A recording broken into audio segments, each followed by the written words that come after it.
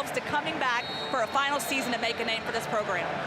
Came here 6 years ago. He says he wants those seniors who came in 6 years ago to go out with a victory. And Coach Kleiman, of course, said it's been a tough month for him personally, but things are a little better. Let's see if things get better for the Bearcats. They've lost 3 straight, but they will go on offense, and that means we'll get our first look at their quarterback, and Brendan Sorsby, redshirt sophomore, transfer from Indiana. He's the only Big 12 QB, one of 3 FBS players with 2,000 passing yards and 15 passing TDs, 8 of those rushing. And they give it to Kiner. And he is met by Austin Romaine. He's the leading tackler for Kansas State. Well, you know, because since he has to find a passing attack, it's been missing the last few weeks. They only threw for 66 yards last week. And most of the offense came on the legs of Sorsby and Kiner. Sorsby ran for 141 last week. So this team has got to find a way to get the ball down the field and not just rely against this rushing defense. They definitely said they want to get it to their playmakers, Xavier Henderson and Royer, the tight end. That one, crossing route, and that is complete. The Jamoy Mays. Yeah, this is an offense that has struggled to figure out how it can attack defenses throwing the ball. They had no success against Iowa State last week. This week they're facing a defense that plays 3 safeties, a 3-high safety look. They drop 8 a lot. How will they attack it? You're looking at 3rd down and 7.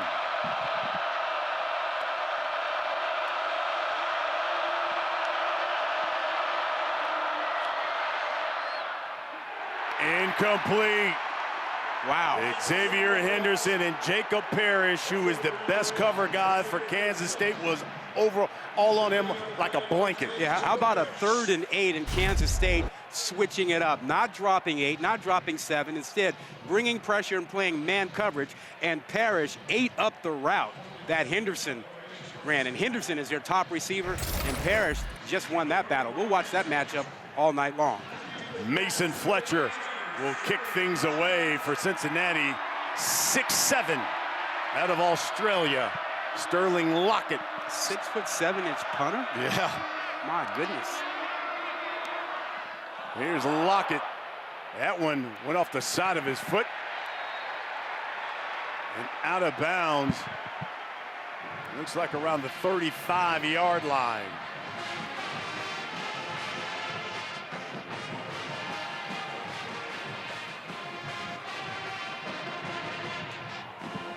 So here comes the Wildcats offense.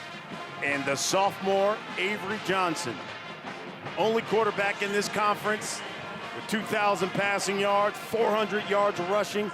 He's also 1 passing TD shy of tying the K-State sophomore record.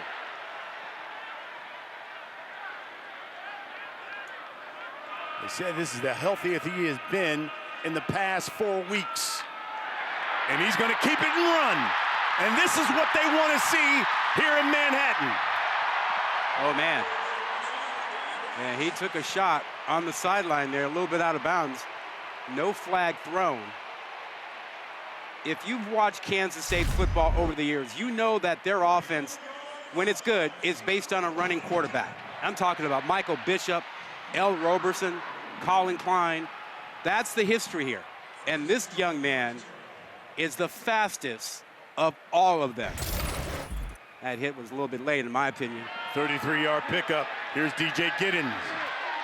Giddens over that right side. If you want to know Avery Johnson's superpower, it's his speed. I mean, he's athletic, but his speed is elite. We're talking 4.3 40. You want to do it miles per hour? He's up 22+ miles per hour. 100 yards, 10.400 meters. He can fly, but he hasn't been able to run the last 3 or 4 weeks. Looked good on that opening one. Call it 2nd and 6. Johnson again, flag thrown. He gets to the edge. He's got a first down and more. As he darts out of bounds at the 10, but let's check the flag.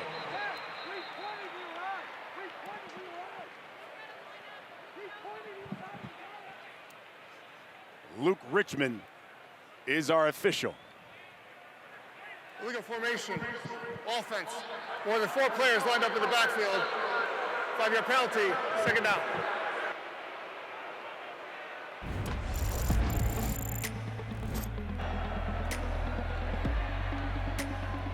Well, you talked about being injured, and that's where he took it against Colorado.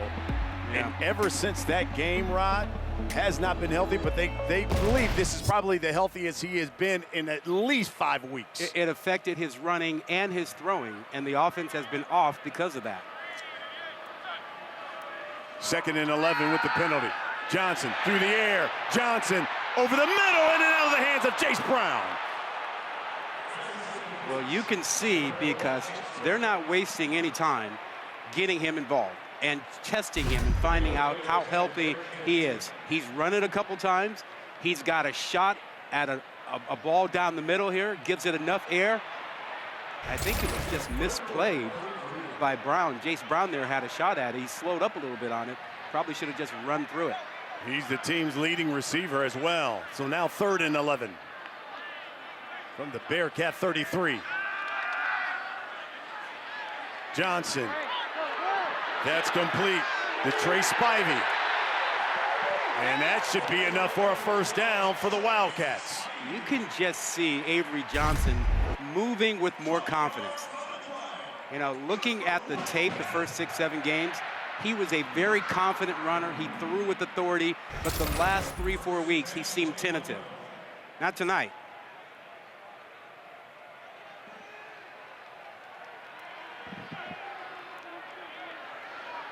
First and 10 from the 21. Johnson to keep it. Johnson inside the 10. Avery Johnson, touchdown, Kansas State.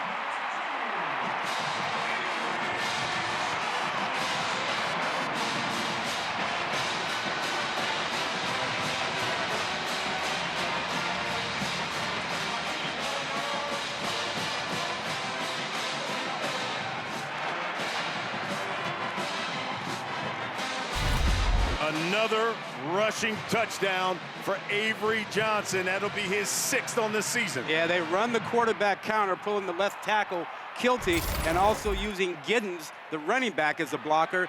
And since he was outnumbered on the right side of the offense, never had a chance at stopping that. Chris Tennant with the extra point, and the Wildcats take the opening drive, their first offensive possession, and go right down for 6 thanks to Avery Johnson. 7-0 Wildcats. That's how much he ran for. In fact, that 54 yards, most he's had in the first quarter in his career. They're up 7-0. The Bearcats will get another crack at the football. Let's take a look now at the impact players. They're brought to you by Carfax. Yeah, well, we told you a little bit about some of the stars like Corey Kiner. He's gonna have to get 97+ yards tonight. That'll put him over 1,000 for the season. They need that. Dante Corleone, heart and soul of that defense. Giddens is carrying extra load tonight with his running mate Dylan Edwards out. And Brendan Mott, he is a sack master at defensive end for K-State. Kiner gets the carry, spins off one guy, and then a group of cats bottle him up behind the line of scrimmage. You mentioned him, Brendan Mott, the first guy to hit him. He leads the conference in sacks per game. Yeah, this is a very aggressive and I think violent defense. They really come after you. And they've got to be a little careful tonight, as you see 38 Mott there slanting inside, because this is an emotional night and they play to the echo of the whistle. Could get some late hit calls. Sorsby keeps it, throws, and that's incomplete down the sideline. He was looking at his tight end, Joe Royer. You know, I told you earlier in the week, watching this defense, that, man, they go after it. I mean, if you are standing up near the pile with the football, you will get hit. I mean, they are aggressive. Love that style, but you have to be careful in an emotional game like this in a 3rd down and long. Got to play to the whistle, not past it. Mott is one of those 6-year seniors who came in when Coach Kleiman came here to Manhattan. 3rd and long for the Bearcats. Underneath, Kiner. Kiner with some blockers. He's got a first down and brought down at the 36-yard line. The one Colby thing, McAllister with the stop. yeah, we'll see more of that. I mean, the one thing that's been a problem for this defense, the screen game. Colorado, Arizona State, both used it effectively, and they haven't quite solved it. We will see it. We'll see the wide receiver screen. We'll see more running back screens like this. It is the thing that's been the biggest issue the last couple of weeks for this defense. 13-yard pickup. Handoff, and it goes nowhere. Desmond Purnell was right there. Yeah, this is an attacking defense, and you know, this is a defense with a little bit of a chip on its shoulder. We talked to a couple of players yesterday, and they said they're seeking redemption because last year's senior night against Iowa State, they got their hat handed to them. Iowa State put up 45 points, ran for 250, and they said, no, we're going to be more physical tonight like that last play. Evan Pryor has come into the game. He got the carry, and he is bottled up behind the line of scrimmage. Travis Bates was the first guy to meet him. Bates was first. Listen, this is a tough defense to run against. And if we heard it once yesterday, we heard it 10 times. We get a do-over. Last year was a terrible night for the seniors. They don't want to go out like that tonight. They want to make sure the 8 guys that have been here 5+ years and the other guys go out the right way. Look at what happened last year. 3rd and 16, again underneath. Tony Johnson. Johnson still on his feet, but tripped up. And that defense, again, with another stop, and the Bearcats will have to punt it away. See all those purple shirts around the ball? They fly around. They are extremely motivated. And I gotta believe that the way that Avery Johnson started the game, that helps the defense. That they see that the offense might be back to where it was. Again, Fletcher punting it away. Sterling Lockett standing at his own 25.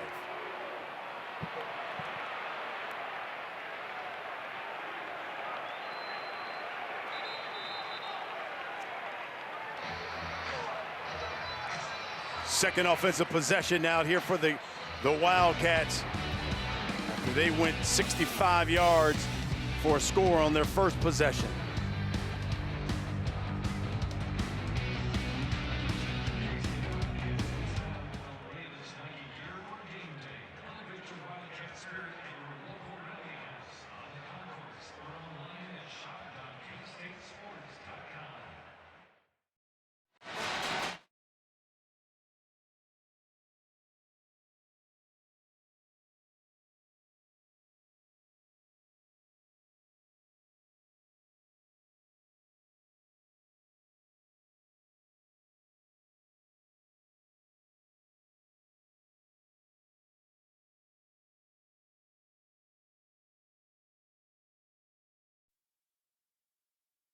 ESPN College Football Primetime is presented by Geico. Get more with Geico.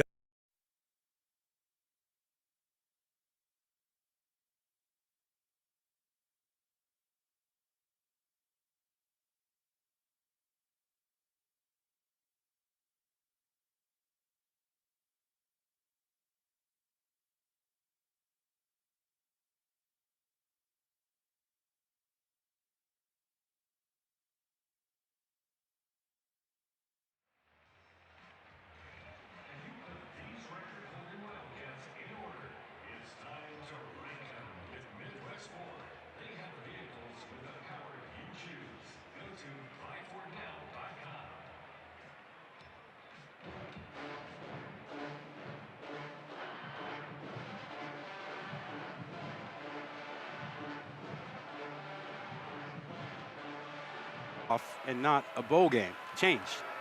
To the outside, Dante Cephas. Pitch and catch. You know, if folks haven't been following the story season long, Avery Johnson replaced Will Howard. Will Howard, quarterback at Ohio State, had himself a day. He did. Today. And Avery Johnson, considered one of the greatest athletes in the history of the state of Kansas, was anointed the quarterback this year, and Howard moved on to Ohio State. Here's Giddens. Gets yanked. Here's the flag, and that may be a face mask to see. I think that sort of trade has worked out for both sides. Ohio State's happy with Will Howard. Will Howard is Personal happy. foul, face mask, defense, number 15. 15-yard penalty from the end of the run, automatic, first down. Cameron Wilson got caught with his hand in the cookie jar. Will Howard understood it was Avery Johnson's time here, and Avery Johnson is certainly going to be a tremendous player in this Big 12, and there is no doubt about that face mask. So with that 15-yard penalty, you're going to say 1st and 10 Kansas State, now in Bearcat territory. Now the challenge for Cincy on defense is how do you stop the quarterback run game? That is the big threat. And the problem is it's not just one play. They run a lot of different quarterback run plays, and Cincy has to figure out how to handle it. Here's Giddens, gets to the outside, cuts back, and brought down inside the 30, Antoine Peak. They come right back with the counter, and the left tackle again, Kilty leads the way.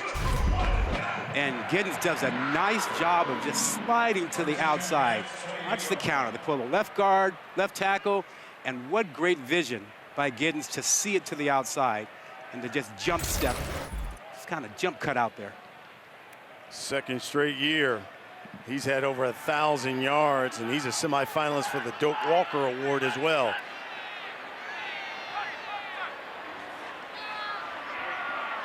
Johnson. Plenty of time, throws, that's complete. Dante Cephas. You know, both these teams play a similar style defense.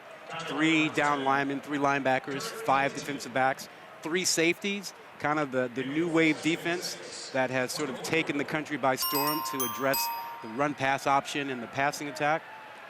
But it can be vulnerable to the run. And Cincy's going to have to load up the box a little bit more to stop the run game. Giddens inside the 20. And once again, the Wildcats are in the red zone. They've got a first down, and they are the best team in the conference when it comes to scoring in the red zone. They do it at about a 90% clip.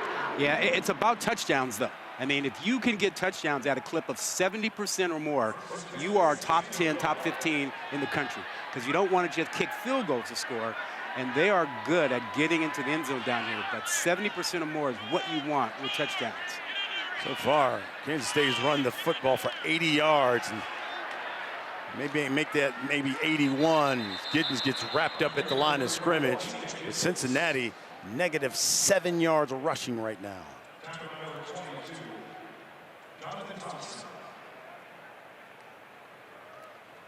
The one thing that is a problem down here defensively, you have to find tight ends down inside the red zone down here. It's easy to lose them, and if you're playing a complicated defense, your guys can get confused and the tight end can run free. Let's see what Garrett Oakley's another guy they love to target. They get in that red zone. They give it to Johnson, though. He's going to keep it. Quarterback run, and he's brought down inside the 10. Maybe about a yard shy of the line to gain for a first down. I think we can say this is the healthiest Avery Johnson has been in weeks. He is carrying the football an awful lot. He's running with confidence. 3rd and short here. Inside 5 minutes left in the quarter.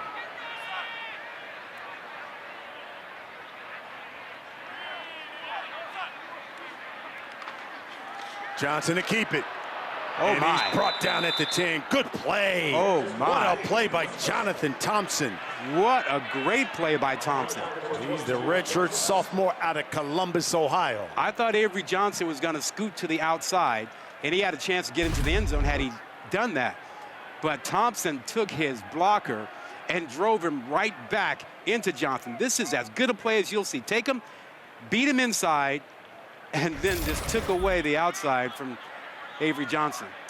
Chris Tennant has come on. This will be from 28 yards out, this field goal attempt. Snap's good, hold is, and the kick is good as well. They don't come away with a touchdown, but they get points. Kansas State 10, Cincinnati nothing here in the first quarter.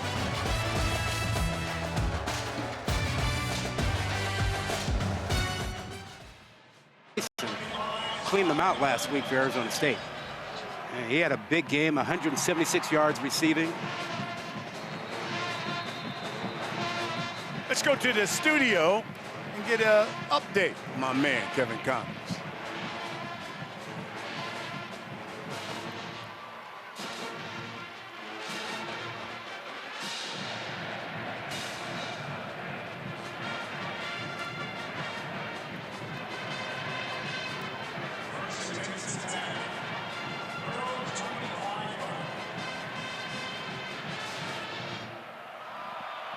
Thanks, Kev.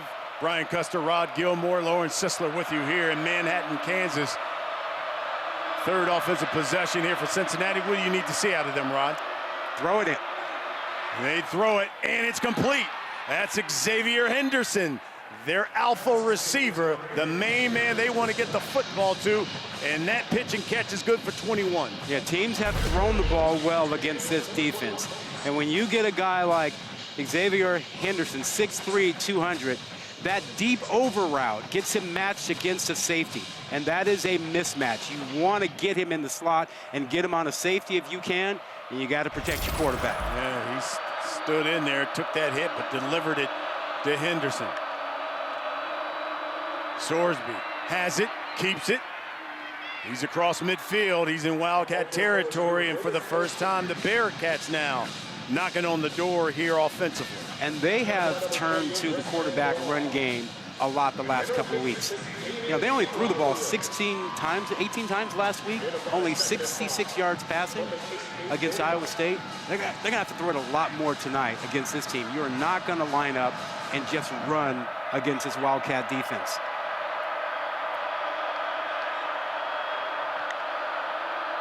Evan Pryor gets the call. Pryor is the transfer from Ohio State and probably their most explosive guy on the offensive side, and they certainly want to get him a lot more touches. He's about a yard shy of a first down. Yeah, and Pryor is the guy, you know, who can get you the 20-plus yard big play, something that's been missing from this offense. 3rd and 1 for Cincinnati. 2 tight ends. Kiner back in the backfield from the pistol. Sorsby over the top to Jamoy Mays, incomplete. He had him. Little play action. Mays, the wide receiver who was lined up inside, give it a little bit more air, and you might have a home run there. He's lined up in tight formation, fakes the block, and he's wide open right now. Needs a little bit more air. And They'll now, go for it on fourth. Absolutely. This has got to be quarterback run.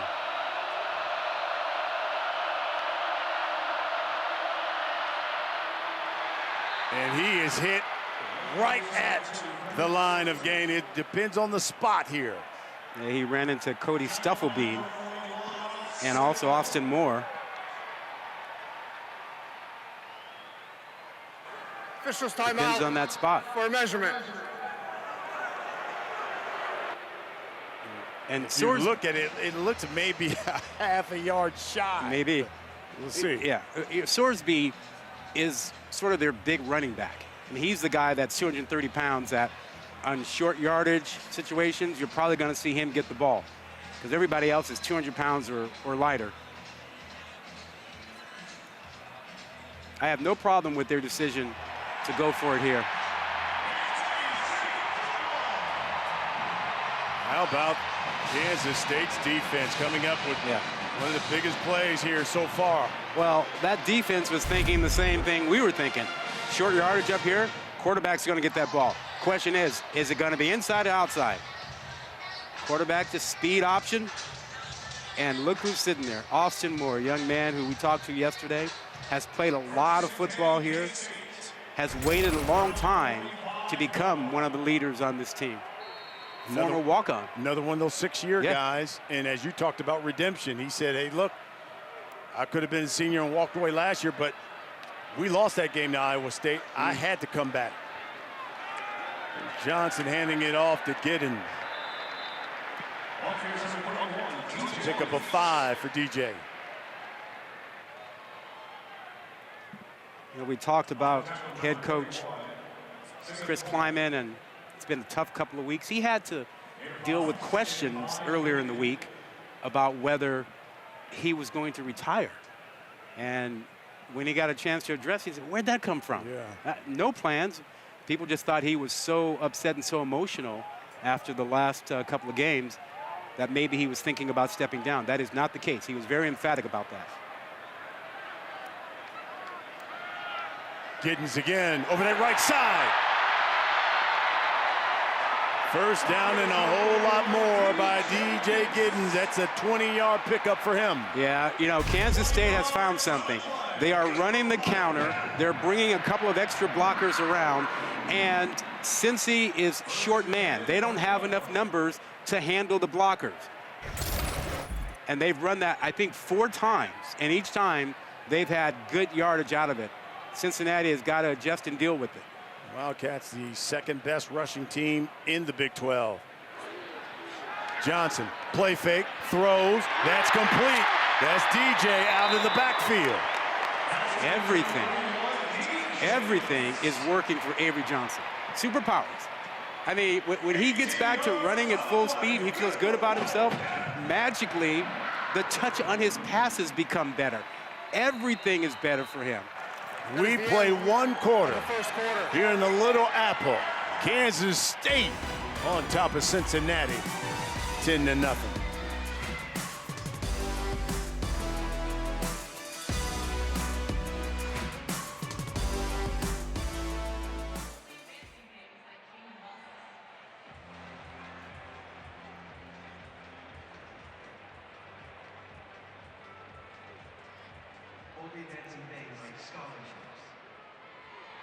Arizona State, who've caught fire lately in the Big 12. Well, those were both upsets, and that's what disappointed fans here. Here's Johnson. He'll keep it. And runs out of bounds. Jaquan Sanks, the guy who forced him out. That is the first time since he has handled any part of the quarterback run game. He did a good job of getting penetration and forcing Johnson wide. Now, here on second down, you start thinking, okay, how do they handle things? Because with the quarterback run game coming back, look how much better they are when the quarterback run game is effective. First 5 games, they're 100 yards better. Tonight, they've got the quarterback run game back, and they're already over 100 yards rushing. There's Giddens over that left side. Thompson makes the stop for the Bearcats. Big situation for the Cincy defense. They need to hold K-State to a field goal here. And in this third down situation, if I'm in that defensive huddle, I'm saying, guys, find the tight ends. And do not blow the tight end assignment. Find out where the tight end is because they like it down here. You got one in the slot, lower right side. 3rd and 12 from the 15. Avery slides, throws, almost intercepted by, that's Derek Canteen who got the tip. Yeah, Canteen did a nice job. Johnson stared that way the entire time. Canteen does a good job of flying out, sees it, gets there a little early, but contact is not pass interference. You have to disrupt the receiver, impede the receiver. Just because he got that right hand wrapped around the backside, that is not pass interference. So another field goal attempt. This will be from 32 yards out from Chris Tennant. He was good from 28. And he's still good. So a win for the Cincinnati defense as they hold the Wildcats to just 3. Hey, this season, Allstate will celebrate every field goal and extra point made by participating universities by making a donation to the University General Scholarship Fund, and we say thank you to Allstate. Listen, how crazy is the Big 12 race right now? It's drunk. It's just nuts. And a couple weeks ago, we were like, hey, you know, Kansas State's 4 seed over a Big 12 champ.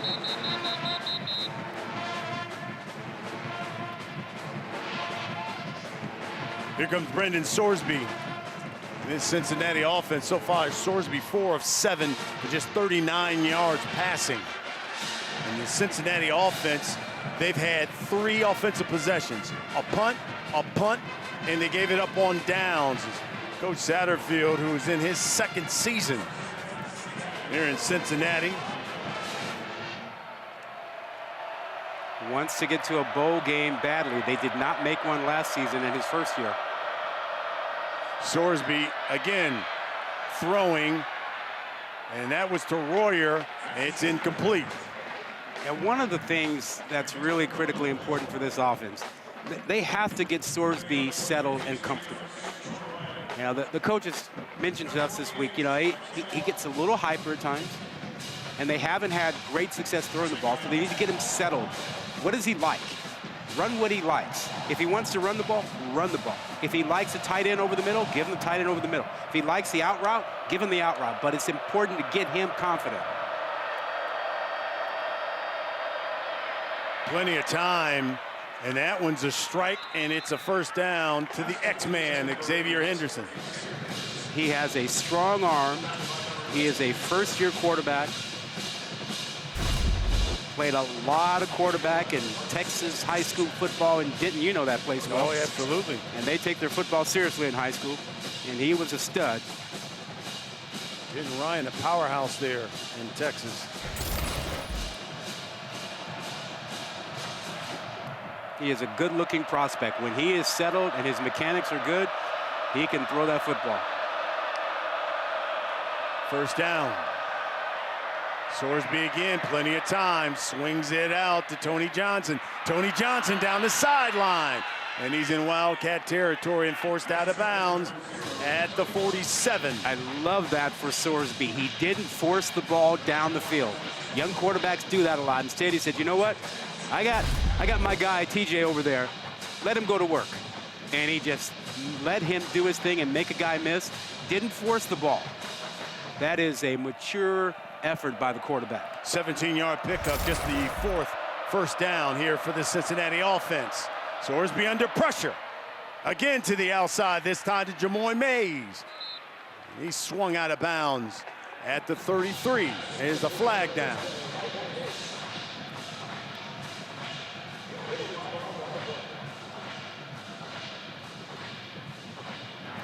And that was a receiver downfield. Offense, number 53. 5-yard penalty, first down. You know, the thing about this offense, it's a little bit more pro style in the passing game than most offenses we see. Most of them throw the ball short an awful lot. Sorsby only throws the ball less than 10 yards about 45, 47% of the time. By contrast, Kansas State, their 70% of their balls do not go beyond 10 yards. So the challenge for him is to complete the throws out a little bit deeper for this offense.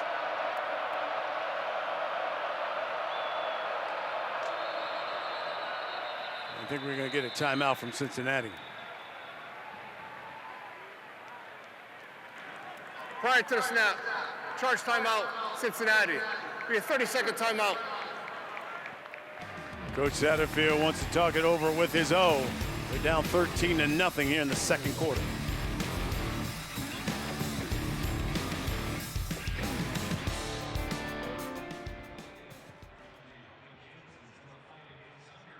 This A&M, that's your lineup on ABC and ESPN+.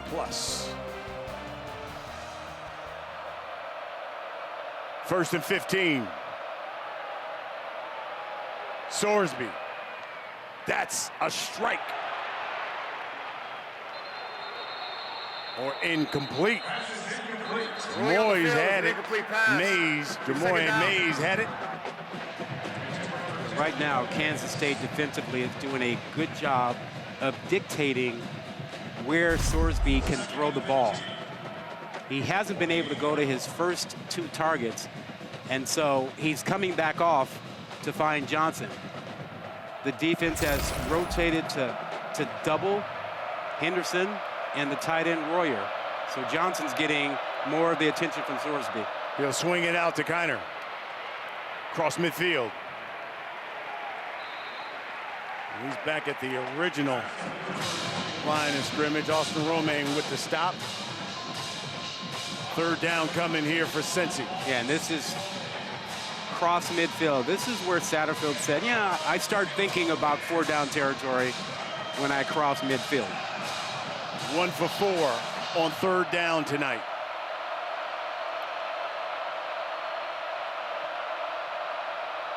Wildcats show pressure back out.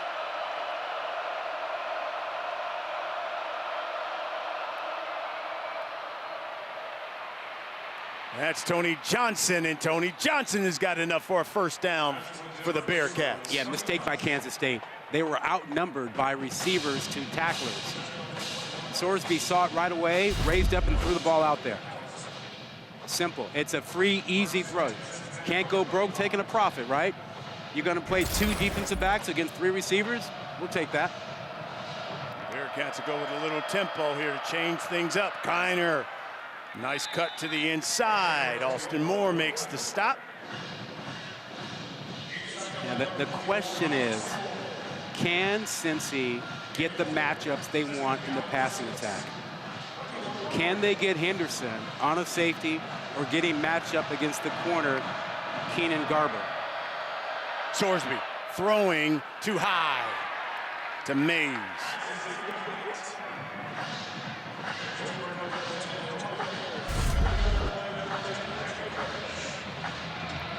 Getting the protection he needs. A little hot with that throw. And the one thing you can expect if you're Cincy, Kansas State loves to heat you up in this situation. The question is, will they bring 5, 6, or will it be a zone blitz? But they like to heat you up. 2 of 5 on 3rd down. Sorsby dropped. Obiizor, Chidi Obiizor, he's the redshirt freshman. They love him. He makes the stop. Brendan Mott, though, the left defensive end, made the play. That was only a 3-man rush. And Mott beat the right tackle. He's at the top of the screen, and he makes this play happen. He just says, now you see me, now you don't. And this ruins everything for this offense. Now it's a 4th down and about 9, 8+. This is a tough situation. From the Wildcats 33. Sorsby looks right, throws incomplete. Threw it between both of his receivers. Yeah, this is really well done by the Kansas State defense. I mean, the targets are all going to Mays. He's been targeted 5 times already. And their top 2 receivers have only a couple targets. They are doubling the main guys, and this is leaving them with not what they wanted. K-State in charge. Section of the year. You can download the Taco Bell app and get more information. Here's DJ Giddens. Hit and knocked back. No gain. It's a big, big series here for this defense. They're playing a lot of their backup defensive linemen right now to give the first stringers a blow. And they've got to hold up here. They've got to hold the rope right here at 13-0 and get the ball back for the offense.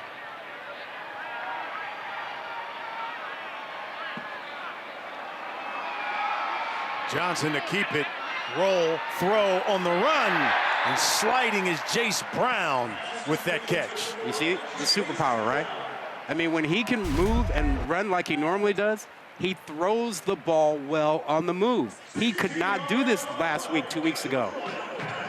But when he's feeling himself and he's he's able to run, he can throw it on the move. He can take off in the quarterback run game. He's dynamic that way. 15-yard pickup for Kansas State. First catch for Jace Brown. Flea flicker. Johnson swings it out to Giddens. Giddens down the sideline. And forced out of bounds around the 30, Anton Peak Jr. Smart decision by Avery Johnson. He took a peek down the field and saw that the real trickeration wasn't there. And instead of forcing it, he gave it to his buddy, gave it to Giddens and let him run free. One peek, it ain't there, come back off. Well done. Avery Johnson now 6 of 8 for 78 yards passing. And here's Giddens. Spinning. Go DJ. Oh, that's my DJ. That's a touchdown, Kansas State.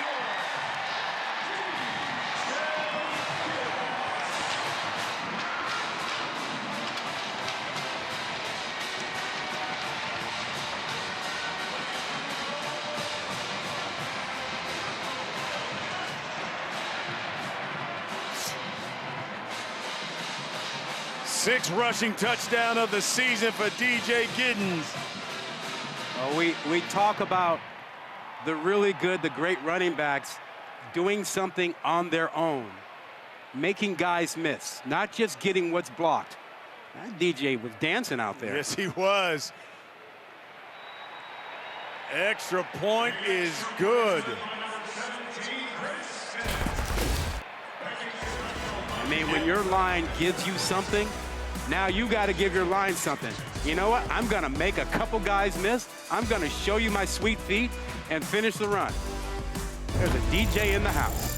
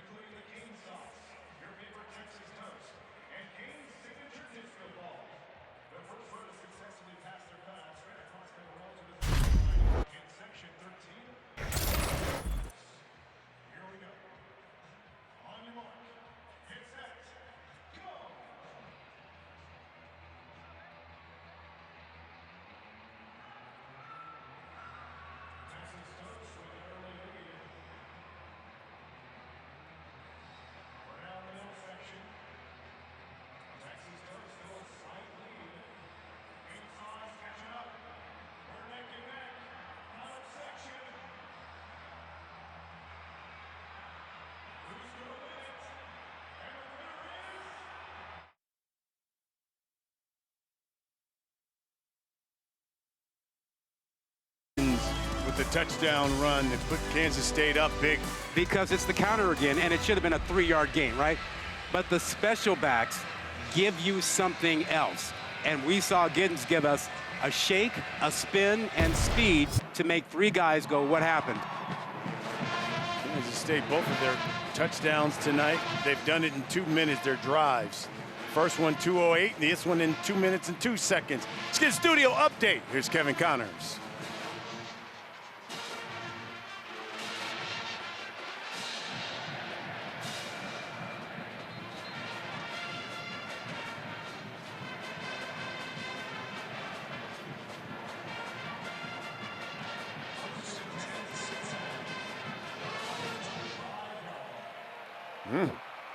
Early, but how about that? Yeah. Rod Gilmore, Lauren Sisler. I'm Brian Custer here in Manhattan, Kansas. And there's Corey Kiner. And Corey Kiner takes off. Biggest gain of the night for the Bearcats as VJ Payne forced him out of bounds. But Kiner, 26-yard run. Yeah, he felt that and had the great vision. Little inside zone with the tight end coming across to block the backside. And he bent that back, cut it back inside the tackle to the outside. Nobody was there. Really nicely done.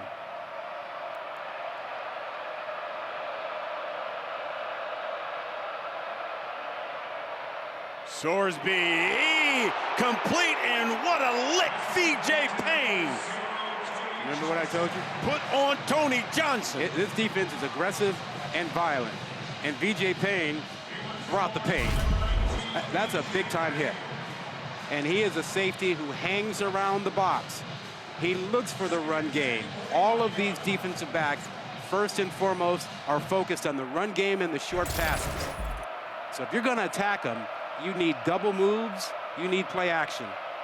Kiner, again, another cut back by Kiner. Another big gain by Kiner. He puts his shoulder down and still running. Corey Kiner.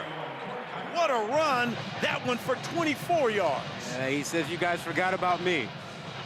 He looked across the way and saw Giddens do his thing, and he says, I am too one of the top running backs in the Big 12, and I can make guys miss. I will get you something beyond what the line blocks for. Again, that stretch play, his vision, he cuts back. He makes guys miss. He runs through tackles. Kiner came into the night 97 yards, becoming the first Cincy player with 1,000-yard rushing in back-to-back seasons. He's got 50 now. Here's Sorsby throwing and overshoots Evan Pryor. He had him on the wheel route. Oh, he walked away as soon as he released it. Sorsby walked away. He knew he put too much on it. He had Pryor out there. He just needed to give it some air and let Pryor run under it into the end zone. He just threw it too hard. Too excited, too emotional. I got him, too much.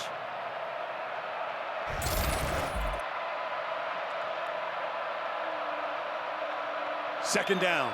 Pryor still in the backfield. Receiver screen to the outside, Johnson.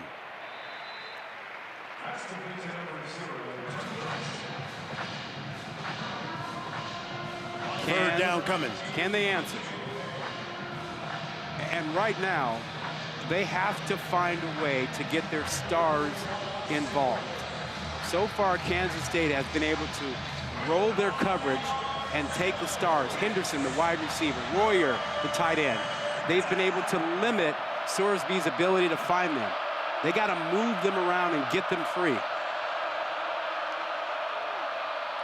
Sorsby throwing. He was looking at Royer, but he got tied up, and that's incomplete.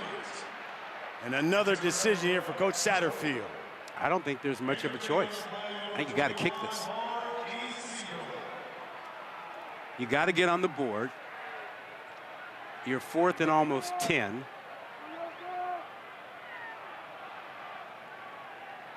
Nathan Hawks will come in. He's the transfer from Division III Wittenberg. This will be from 42 yards out. He has a career long of 55.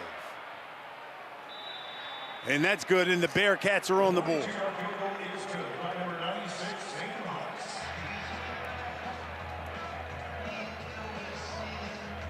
You know, the interesting thing is we had a long talk with Corey Kiner. Jimmy, I don't think it's on him, but I don't think the message has gotten through. I mean, his comment about putting aside your own personal goals and whatnot, maybe that hasn't really been received that well, because right now, I mean, this team they haven't come together tonight. I mean, that much is clear.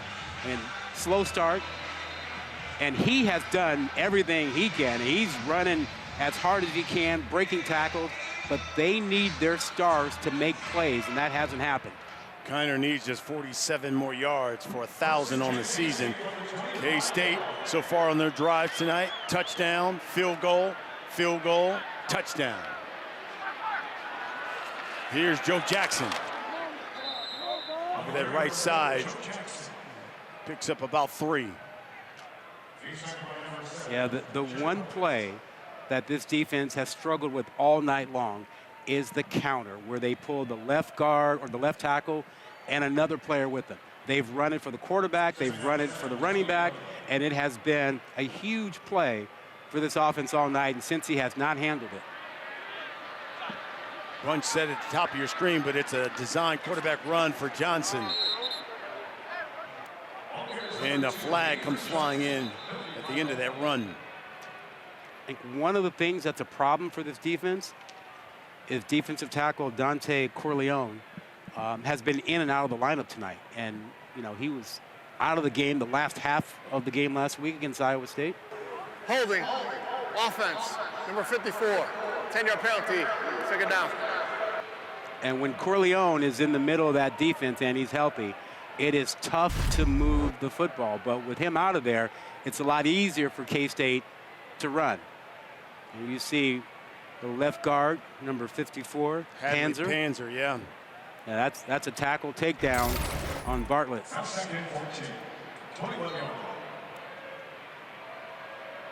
Corleone's the team captain. Best player on this defense. Johnson.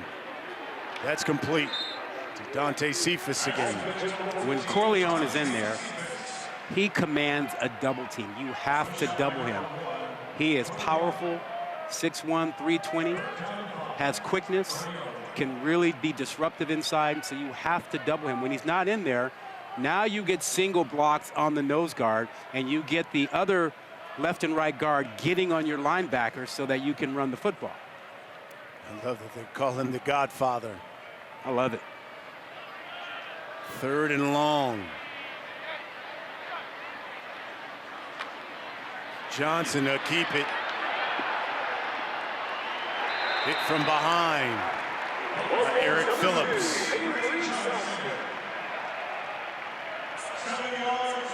That's good enough for a first down. I don't feel like this defense has really hit Johnson much or very hard. I mean, is that your sense? Yeah, you know, that was one of the things defensively they said we got to do. We got to affect that quarterback and hit him. Especially if he runs it a lot, but I don't get the sense that they've been physical with him.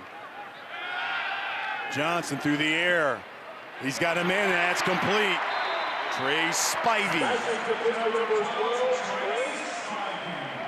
This is the most comfortable Johnson has looked in 5-6 weeks since the Colorado game. Whether he is in the pocket, whether he is moving, or whether he's running with the football. You see why they were excited to make him the face of the program for the next couple of years. Coming on the 2-minute timeout. Here's Jackson. Breaks a tackle, flag. Down the sideline, breaks another tackle. That's knocked out of bounds at the 15. Yeah, it's coming back.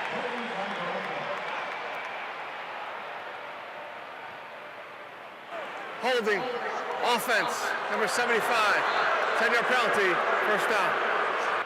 That's on the center, Sam Hecht. You know, when Johnson was in high school, he grew up a huge Oregon Duck fan and got lots of attention. Everyone assumed that he was going to be heading to the Ducks, so it was a real coup for K-State to keep him at home. This is the 2-minute timeout. 2-minute timeout. Holding on the Wildcats, but they're driving. They're up right now 20-3 on Cincinnati.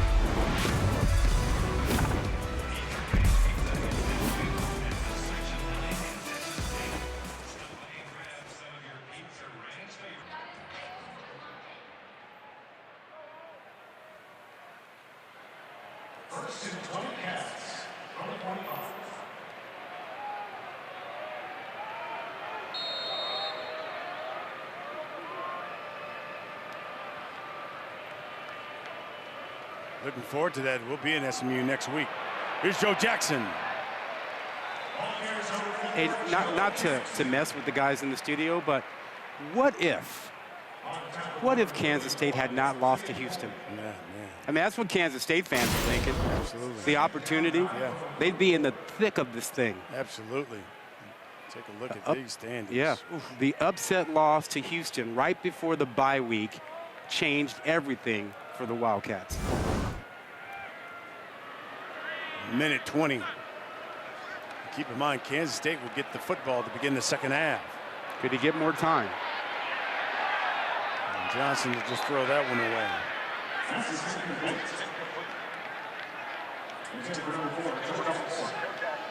Third down coming here for Kansas State. Not exactly any sense of urgency right here. I think Kansas State seems content to, if they don't pick this up, to let the clock continue to run. If you're Cincy, I think you'd like to have one more shot at it. You got a couple timeouts.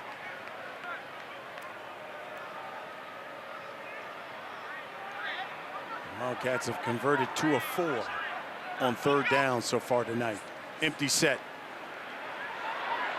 Johnson throwing incomplete. He's looking at Trey Spivey. And they dropped 8 into coverage and still managed to get good pressure. So good defense by the Bearcats. You know, you got a little bit over a minute left. You got a couple timeouts. You got a chance to do something with a 1-minute drill. But a really good job of putting pressure on Avery Johnson outside the pocket.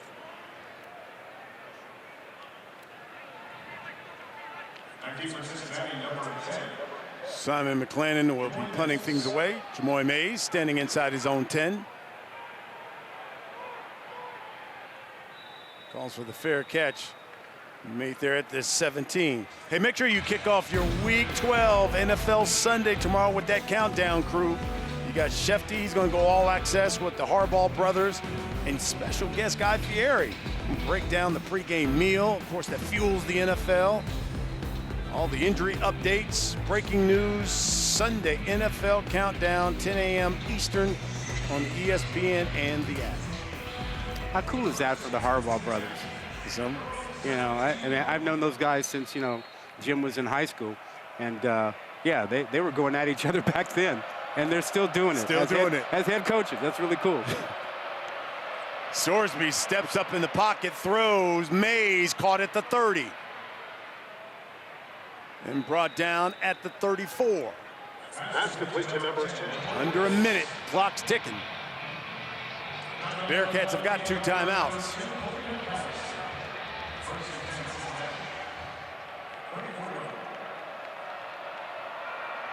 Pressure coming. Sorsby throws to the outside, incomplete. Again, Mays had it, dropped it. Yeah, again, all the targets are going to Mays. 7 targets so far in this game, 2 receptions. They really haven't been able to get the ball to Henderson or to Royer. Royer does not have a catch. Their outstanding tight end.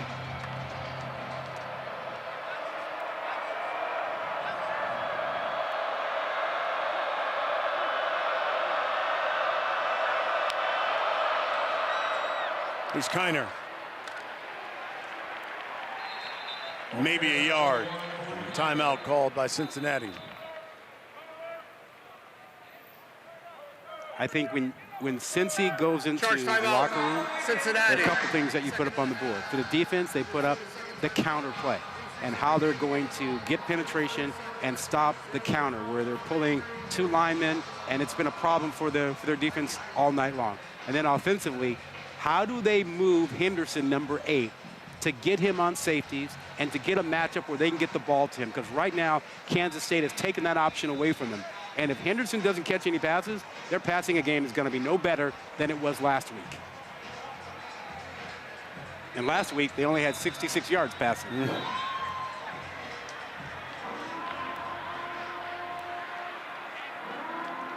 Well, they're looking at a 3rd and 8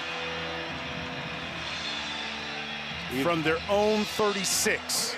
And they can use the entire middle of the field. They do not have to worry about stopping the clock going out of bounds. They have a timeout. K-State will rush just 3. Flag. And Sorsby throws It's complete. Sterling Burkhalter, but we got a flag on the play. Yeah, back in the holding area.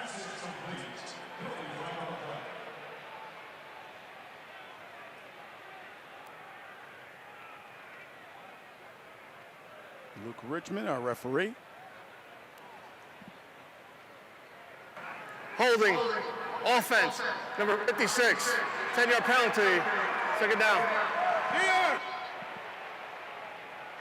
Well, it's not easy to block Brendan Mott, the defensive end who has, what, 8 sacks coming into the game. He's at the right side of the screen. Shows you his power. And look at that. As soon as he's about to get free, just wrap him up. Good call. Mott is, again, former walk-on, earned a scholarship in just his 4th season. There's a pick by Mott! And brought down inside the 10. Oh, what a senior night for him. Are you kidding me? He was one of the guys we talked to yesterday. He said, I want my redemption. He could have walked as a senior last year. It was an awful game against Iowa State. 45 points, almost 260 yards allowed rushing, and he said, that is not K-State. And he wanted to come back and get redemption tonight, got a do-over. That young man, as you said, waited 4 years to get a scholarship, was on the scout team doing the other team's defense, not even practicing his own defense for 3+ years. Wow. Puts his offense inside the 10, 18 seconds, and they got 3 timeouts. Yep, do whatever you want. Johnson throwing incomplete. That's batted. I mean, I'm not sure we're going to see any guys in the near future spend 4 years at a place on the scout team without a scholarship, without looking for somewhere else to go. This is his 6th season. Look at that. This is him early in his career, and he said like he had to put on weight, put on muscle. They were asking him. He came in at like Please reset the game clock to 15 seconds. He's got guns now. Oh yeah, big boy now. He's got a gun show. He's a big boy now. Coming in about 240.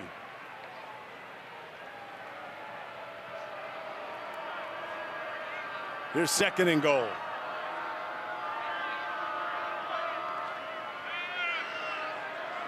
Johnson, flush, throwing to the end zone. He's got a man, touchdown, Trey Spivey.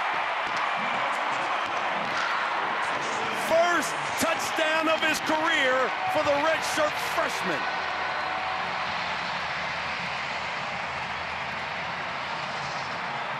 When your quarterback has regained his superpower, he can do it.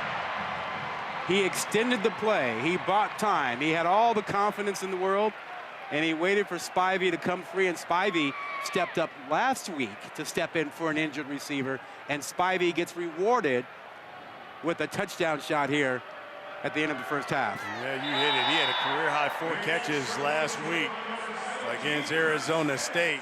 But this is a kid, they love his growth, the confidence he's been playing with. And, you know, look, playing sports is in the blood. His dad, of course, is Junior Spivey, major leaguer in baseball. And Spivey, you know, if your quarterback's in trouble, stay alive. Stay alive.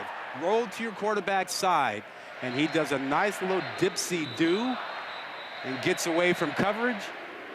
Knows that Johnson is heading that way. What a nice job for the redshirt freshman, 6'4", 217 pounds from Hamilton High School in Chandler, Arizona. Good program out there. Wildcats now up 24, their biggest halftime lead here of the season for them thus far. You can see Coach Satterfield's record is when he's trailing at the half, Coach Kleiman, his record with a lead. going into the half. In fact, this is the biggest deficit the Bearcats have seen at the half since 2019. This is year 2 of the rebuild for Cincy, and this is not what they expected or hoped tonight. They thought they would show up big time, and it hasn't happened. And it's going to make a lot of folks think about, well, what's next? What is next for this program? You're heading into the transfer portal in early December. And Satterfield told us himself, he said, I'm not sure what's going to happen because this is all new. And he has no idea which players might be sticking around, which players might be coming back. He knows that they're going to be active in the portal. But you no longer 14 passing, and that inspired the entire offense and the defense. Here's the freshman, Bryce Norenberg. Dropped it, picked it back up, brings it out to about the 25. You know, you talk about Avery Johnson, 111 yards he threw for in the air, a touchdown pass as well, and 62 yards running the football. Remember, he did 54 of those on the opening drive. Yeah, he's just dynamic when he is healthy. He's got elite speed. He's very athletic, and his confidence grows in the passing game when the running game is on point. And it's been on point tonight. You know, the interesting thing about this first half is that it's totally opposite of what Cincinnati has done this season. They've always started off hot. Not tonight. That's incomplete. Intended for Trey Spivey, who took a big shot. But, you know, Cincinnati had so far in the first half, a plus 57 scoring differential, negative 24 tonight. Yeah, well, maybe this second half, they're coming out with some intensity. You get a chance to sandwich Spivey. Johnson shows up in that. For defensive injury. Along with Arnold.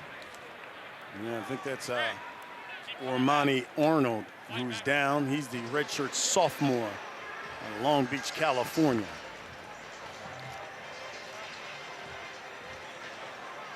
Let's go down to the field. Here's Lauren. Hey, talking to Coach Satterfield, he said, look, nothing went our way in the first half. That was obvious. He said, but we got to come out here. It's one play at a time. We got to slow these guys down. He said, with confidence, we're going to see what our guys are made of. On the other side of the football, Coach Kleiman said, proud of the way we responded to adversity we faced the last 3 weeks. I knew we would start fast. He said, we're making plays, and the defensive line stopping the run. He said, Avery's playing well. The O-line is blocking well. And, of course, when Avery's playing well, when he's healthy, everybody can see it. He's really good. That's an understatement. Newsflash. Yeah, it's an understatement. Coach Kleiman has led Kansas State to 4 bowls, outright Big 12 title a couple of seasons ago. And here's DJ Giddens again. Cuts it back. Brought down at the 26, 2-yard pickup. You know, we had a chance to talk to Matt Wells, who is the quarterback coach assistant or co-offensive coordinator at K-State. He was the head coach at Texas Tech and Utah State, and Coach Jordan Love at Utah State. And he told us, hey, this guy Johnson, he's got a lot of talent and skill and has a chance to be a really good quarterback. Somewhat similar to Jordan Love, maybe not identical, but has the same kind of athleticism and skills. Design run for Johnson. There's Jared Bartlett. Leads the Bearcats and tackles for loss. We just have to remember that Avery Johnson is a young quarterback. This is what his 12th start career-wise. One last season in the bowl game, and then 11th start for him this season. First 3 and out, too, for this offense tonight. Simon McClendon will punt things away. Jamoy Mays back deep.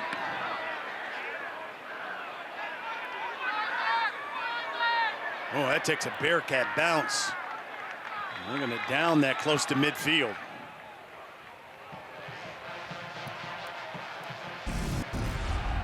Well, the Kansas State defense has certainly gotten it done here. I'm talking about their DC, Joe Klanderman, his group has gotten after it.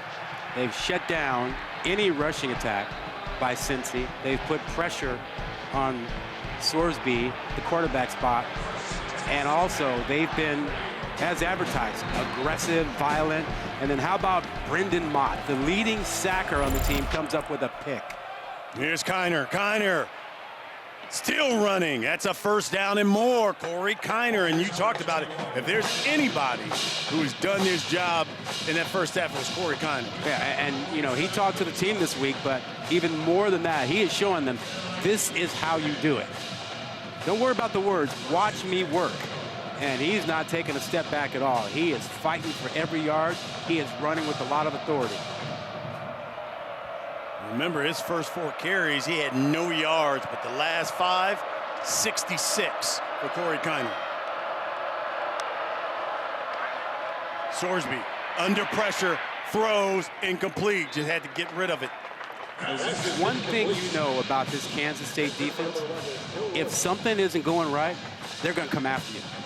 That is their calling card. It's like, blitz now, ask questions later. They believe in pressure. They believe in being aggressive.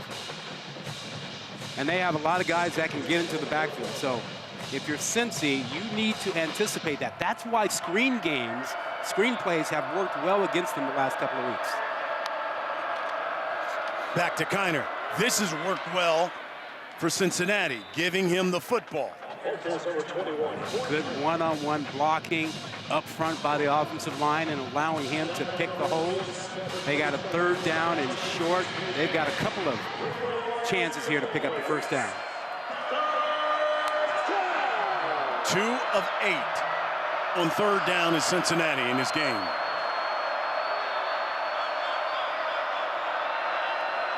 They've got a matchup on the bottom. They haven't been able to get the ball to Henderson. He's matched up against the best corner, Parrish. And they're going to go up top and incomplete. He was looking at Royer. You know, I understand that, you know, you don't necessarily want to go after Parrish because he's their best corner, but you have to try and get the ball to your best receiver. And there's just a little bit off with these things. That's the first target for Royer, but this is the matchup. Maybe not ideal, but Henderson, you still got to try to get the ball to him. Sorsby 0 for 4 in his last 4 throwing attempts, and that includes an interception. Sorsby again to the outside, Henderson, and he's running with Parrish. Advantage, Jacob Parrish. Parrish has won every one of those matchups tonight. And he is not as tall as Henderson. He's about 5'10". Henderson goes 6'3", but he's physical. He gets into Henderson's body, and he says, you know what? Not tonight, my friend. Not tonight.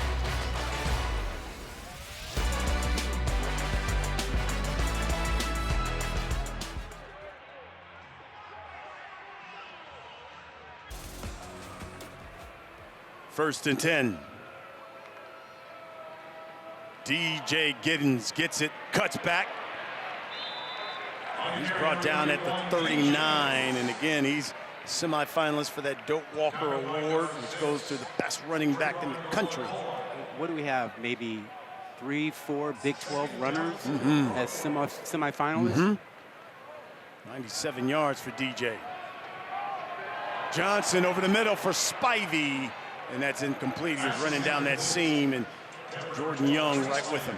Well, and the other thing for DJ Giddens was that he's carrying an extra load tonight because Dylan Edwards hasn't been able to play tonight.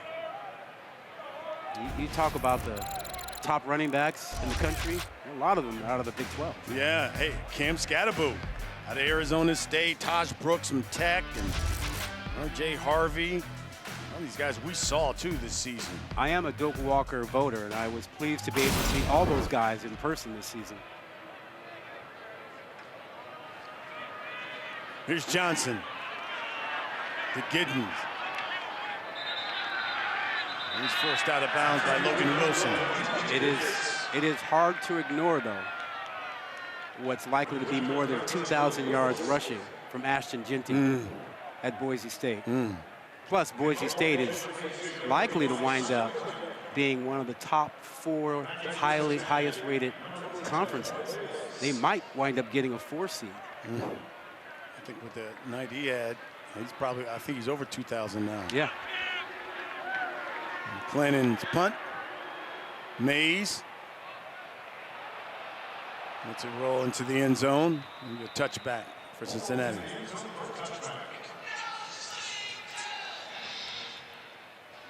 Hey, don't forget Monday Night Football, and it's a battle of the Harbaugh brothers.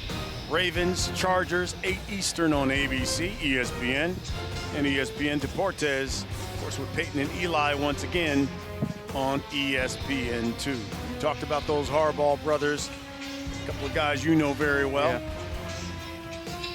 How proud is Dad Jim Harbaugh, who was an excellent head coach himself at Youngstown State, and defensive coordinator I played for way back in the day. That's got to be pretty cool, right? Yeah, and listen, that Super Bowl they had against each other was entertaining, to say the least. Here's Evan Pryor. Pryor puts his head down, gets a first down, too, for Cincinnati. He hasn't touched the ball as much as we expected tonight. That's only his 3rd carry. He hasn't caught a pass yet, but he's the guy that can give you the chunk plays. And Kansas State's defense has just not allowed the Bearcats to get anything going tonight.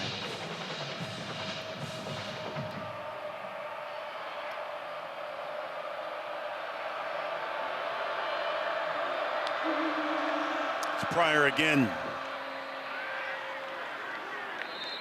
Across the 35. Remember when we saw the Bearcats against Texas Tech several weeks ago? They threw for like 450 yards. Haven't come close to that since. And they've struggled in the passing attack, and it's really hurt their offense. Haven't been able to get the ball to Xavier Henderson the last few weeks. They did it the first 4 or 5 games of the season. It's been a struggle to find some consistency, and that is a huge issue. They need big explosive plays from this offense. Just 103 yards through the air. Here's Pryor again. And remember, they're chasing bowl eligibility. They don't get a win tonight. What, they wind up facing TCU, I think it is, next week. For, hey, you either do or you don't. 3-game losing streak for Coach Satterfield's Bearcats that they're trying to put an end to. 2 of 9 on 3rd down here tonight. 0 of 3 on 4th down. Sorsby. That should be enough for a first down. Tony Johnson with that catch.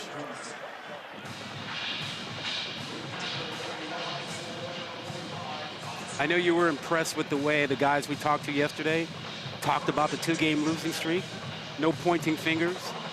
Talking about, hey, starts with me. Yeah. They played like it.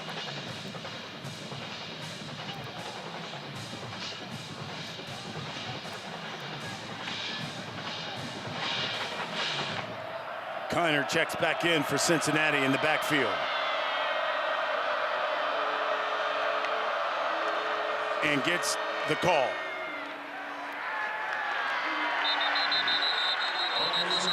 Down to the field. Here's Lauren. Guys, I think it all speaks to the leadership style here. It's special. It's in the building. It starts at the top with Coach Kleiman. Austin Moore called him a servant leader, one who always takes responsibility before he even points a finger. And you can see that same leadership from these seniors as well, recognizing they've come up short, but they're not pushing the blame on anyone but themselves. They're creating that stronger culture of accountability. Yeah, you know, Coach Kleiman said you will never ever hear him say, this is my team, belongs to the players. There's Kiner again over that right side. It's a first down and more. As Kiner continues to rack up the yards here. Again, he needed 97. Yeah, I agree. The best-led programs and teams are player-led. I just wonder how much that's going to change over the next few years with all the changes. Here comes the pressure. Sorsby throws to the outside to Henderson. That should be enough for a first down. Kiner now 10 yards away from 97 and 1,000 on the season. Because it used to be when you came in, you had a class, and you stacked classes on classes, and you could build that culture. But now with so many transfers and the like, that changes. Henderson, though, is a guy who we just saw one-on-one, got that first down. But I wonder, can you sustain culture in this new environment going forward? You bring in 20 new transfers a year? 5 first downs in this quarter so far for Cincinnati. Sorsby will take off. And he'll start his slide close to the 20. The Bearcats need a touchdown here. They need it not just for the notion of trying to get back in the game, but for their own confidence, their own psyche. I'll go with a little tempo. Sorsby will keep it over their right side. Takes a hit and brought down inside the 10. Marquise Siegel with the stop. He can take the hit at 230 pounds, 6'3". He's not afraid of contact. 15-yard pickup for him. He's decisive here, doesn't waste any time. He sees it, attacks it, and don't be surprised if they come right back with more quarterback run here inside the 10-yard line. Swing it out to Mays, receiver screen, and that is blown up by Kansas State. I know we talked about this at the beginning of the game, but this defense flies around. They've done a good job tonight on an emotional night of not going overboard. They've rallied to the football. They haven't had late hits. They've played aggressively, very physically, but kept the emotions in check. Injury timeout. John Williams on that offensive line. We'll check him out and we'll be back.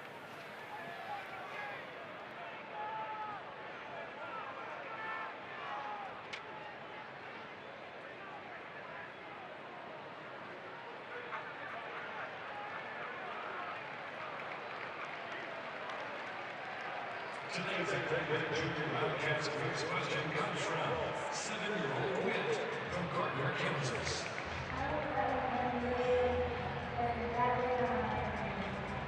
Hey, Witt. I'm a batman guy, personally. I think he's the best. My nickname on the team is actually Batman. So, Batman all the way. What's up, Witt? Hate to be that guy. No hate towards you at all, but I'm an Iron Man guy. I'm a Batman. I think you do whatever with the suit. What's up, Witt? Nice question. I prefer Batman, but I feel like they're fighting. What's up, Witt? I was trying to say Iron Man and Batman. SEC is in a little bit of trouble. First red zone trip for the Bearcats, and a touchdown pass to Tony Johnson. Tony Johnson has stepped up and is having a night. 7 catches, 46 yards and a touchdown, and a one-handed catch there. Injury.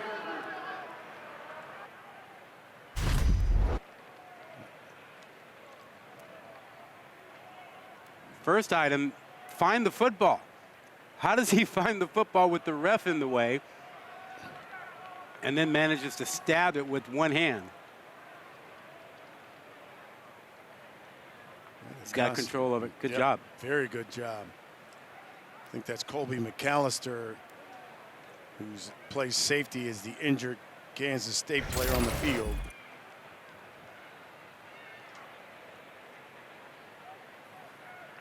He's a sophomore out of Houston. This is just the second start for him this season. He took over for the senior, Jordan Riley, because of his play, the athleticism and the intelligence he plays with being a young player. Yeah, he plays that middle safety spot. You see he comes in here and he's going in against Kiner, who steps up and takes him on and stones him. I mean, that's pass protection. You question whether your running back can do everything, run it, catch it, and block it. That is stoning a blitzer. Yeah, he's going to go into the tent. Young man looked like he was woozy. He'll go for two. Sorsby. Flushed, throws, incomplete to the end zone, and again to Royer. Royer does not have a catch tonight. That amazes me. Second leading receiver is Royer. 6'5", 255, tight end, transfer from Ohio State, excellent player, and that one he should have come up with. In fact, he leads all Big 12 tight ends in catches, with 42 of them. Doesn't he have a chance to break a record? Yeah, he was 3 catches away from breaking Travis Kelce's single season school record for catches by a tight end, because Kelce had 45 of them in 2012.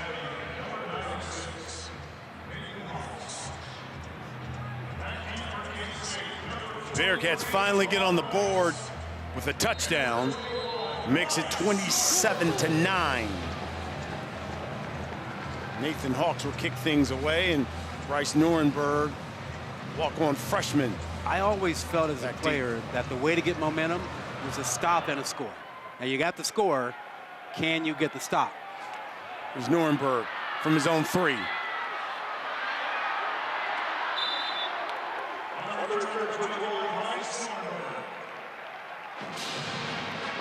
Let's go down to the field. Here's Lauren.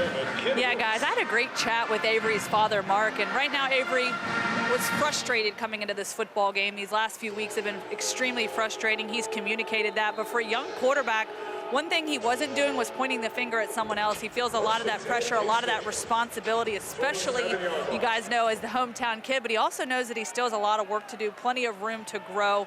That's something his father and mother hope have instilled in him, and this is a process. Take responsibility, keep working hard, make yourself better, and bring those around you along with you. And I think that's really what he's exuded, and that energy's starting to come out here, especially tonight. Yeah, here's Johnson keeping it across the 30. And meanwhile, this K-State offense is had back-to-back 3 and outs. So we need to do a little something here offensively. Well, I think the pressure on Avery Johnson is only going to increase.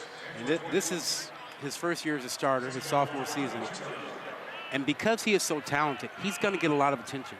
And it's going to start right away. I mean, he's going to have people in his ear coming after him. Hey, why don't you leave Kansas State? Hey, is that the right place for you? In the right place here for DJ Giddens. Look at this, churning the legs for a first down. And I know Avery Johnson wants to be here, so next year the pressure will increase because Kansas State is not going to win, most likely, the Big 12 this season. There will be more pressure on him and everyone else for Kansas State to get to the playoff next season. So I'm glad he's getting used to dealing with the pressure because it's only going to increase. 7th 100-yard rushing game for Giddens. And he's going to add to it here. And he's got 100 and more. Oh, man. Only the 4th player in K-State history with multiple 1,000-yard seasons, joining the likes of guys like Darren Sproles and Daniel Thomas and Deuce Vaughn. Getting a lot of help up front. Watch the left guard, Hadley Panzer. He does a great job of turning things inside and creating the lane for his running back, Giddens. This is an offensive line that came into the season with new starters, 4, but 5 guys who've been in this program for 4+ years. Giddens will get a rest. Joe Jackson is now checked in that backfield. Johnson will keep it.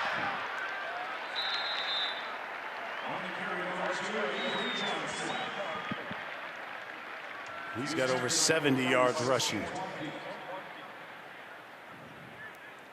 A lot of the players we talked to this week talked about this senior night, this last game at the place they call the Bill Snyder Stadium, named after its legendary coach. It's kind of a cool name, huh? The Bill.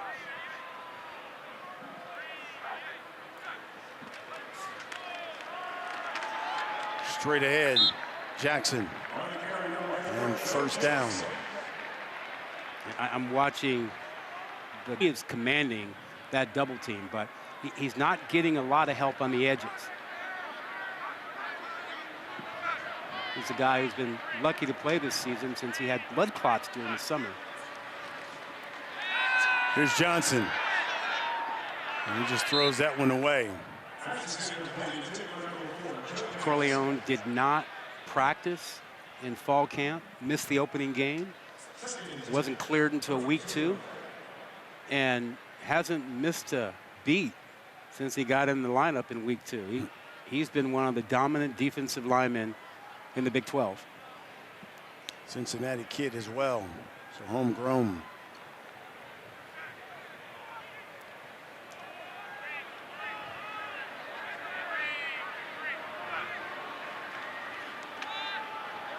On the ground is Jackson again.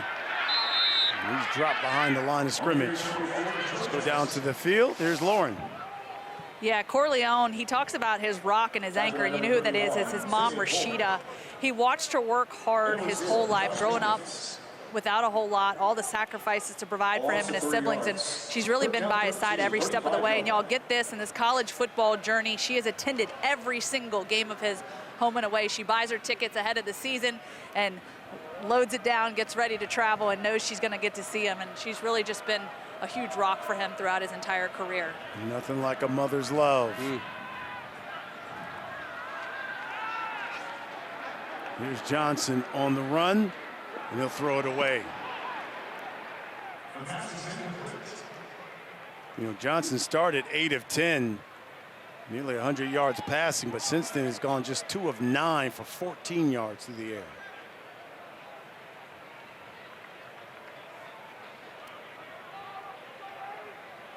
I think they're gonna go for it here on 4th and 13. From the 35. Yeah, no man's land, too far for a field goal, and don't really want to punt it and see the ball go into the end zone, unless there's a pooch kick.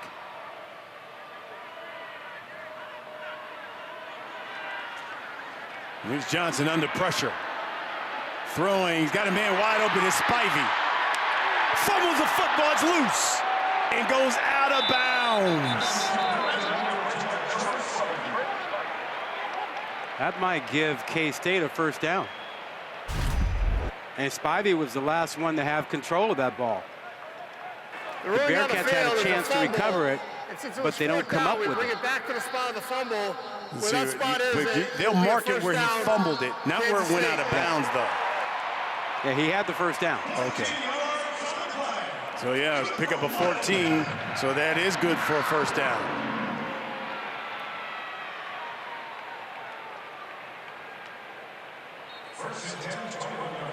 That's a good hit. Jarred loose. Simeon Coleman. But Wildcats retain possession of it. Here's Giddens again.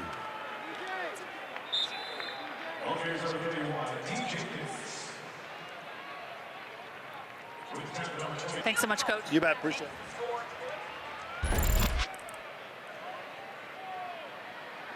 Well, from the pistol. Off the edge.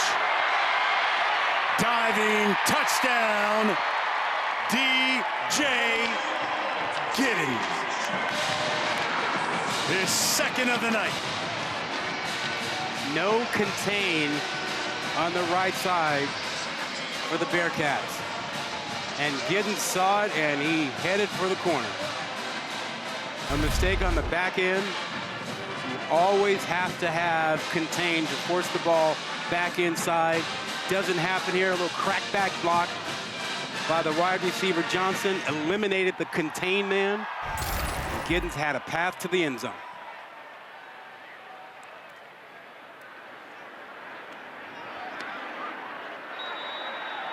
Extra point is good.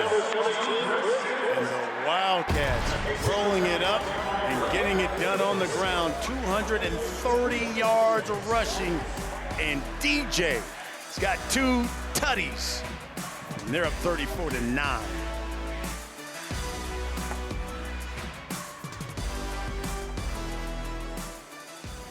He's got 143 yards rushing. He has outrushed the entire Bearcat squad himself. Really? Let's get a studio update. That means my man, Kevin Connors.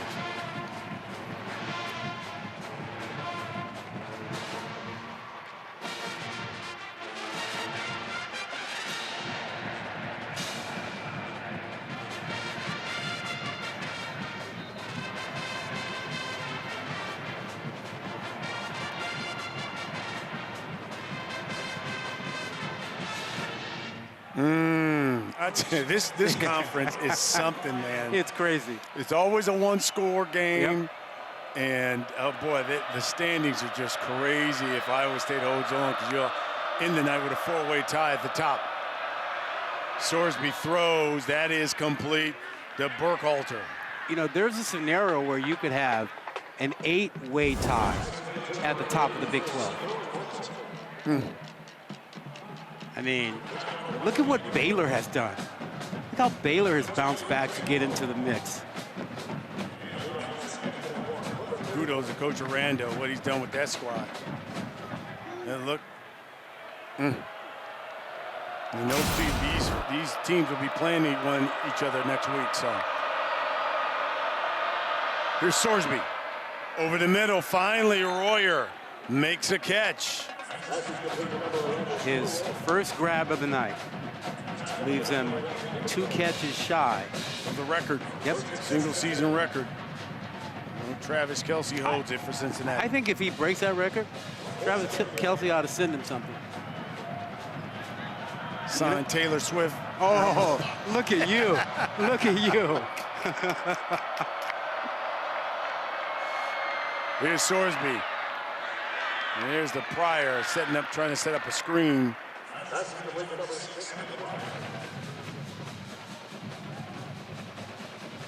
You know, we were talking about the running backs earlier in this conference. Who are going to be the first team running backs? Scatterboo? Taj Brooks? Maybe those are your first 2? And the guys on second team would have every right to be upset about not being on first team. This conference, man.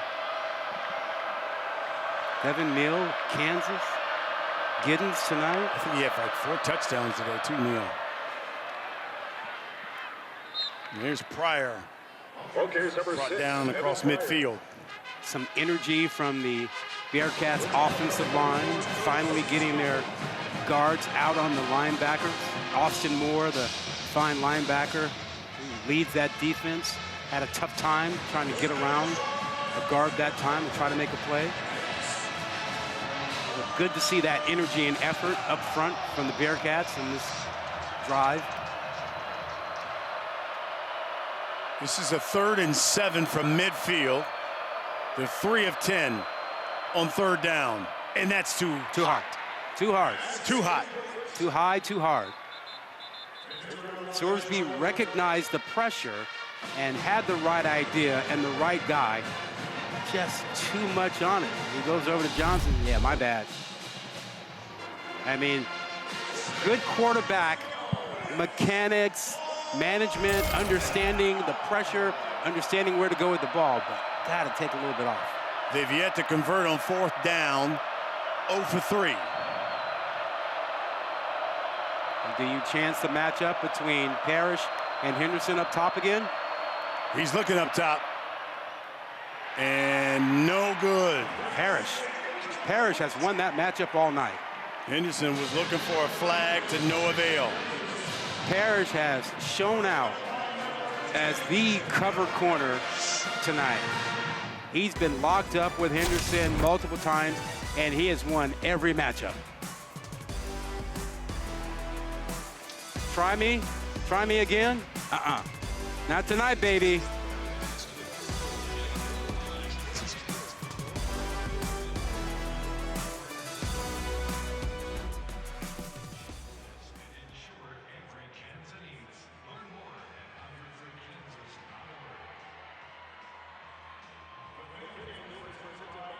Schedule is the 2nd annual Las Vegas Grand Prix. That's tonight under the lights on the Strip, 1 a.m. Eastern. ESPN pre-race coverage begins at 11:30 Eastern on ESPN ESPN Plus and ESPN Deportes. Joe Jackson gets the carry. Redshirt freshman getting a lot of work tonight because Dylan Edwards, the regular change of pace back, is out with an injury. So we got an injured Bearcat. One of their defensive backs, Jaquan Sanks. He's a freshman out of Columbus, Georgia. That is Dylan Edwards on the sideline in the purple hoodie. Purple royalty, purple rain. And they've shown it tonight. That purple rain here of Kansas State coming in on a 2-game losing streak. Again, they haven't had a 2-game losing streak in 3 years. They picked a bad time to have it. They were sitting at 7-1, facing Houston, and then looking at a bye week after that. Got upset by Houston, and then came out of the bye week and lost to Arizona State, and that opened up the Big 12 race for everyone else. And that's why we have the chaos that we have in the Big 12. Had Kansas State handled their business against Houston, Kansas State would probably be sitting in the catbird seat. Yeah, you're right. It has been that kind of a college football season. That's what they wanted here. We expand to a 12-team playoff. Here's 2nd and 5. Through the air. And a little behind Dante Cephas. You know, Johnson started really hot tonight, but has cooled since what, midway through the second quarter. Now his stats have become pedestrian, throwing the ball 11 of 21, and he started really hot.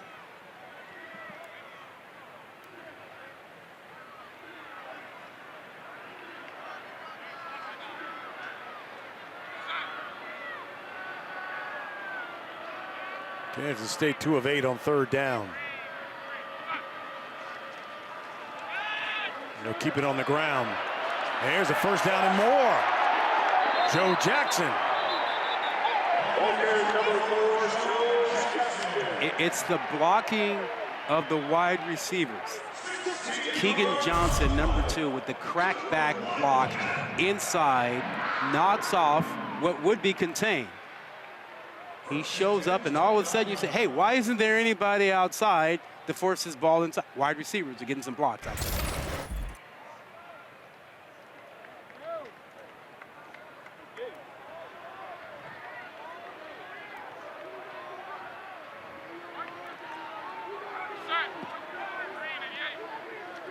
From the Bearcat 29. Receiver screen to Spivey. He's brought down at the 15. Anton Peak makes the stop.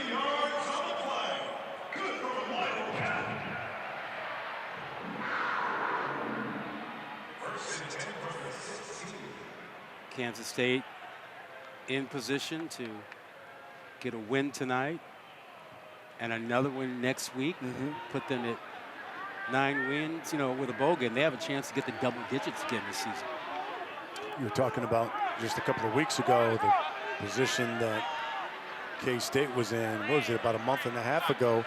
Cincinnati was at 5-2. That's right.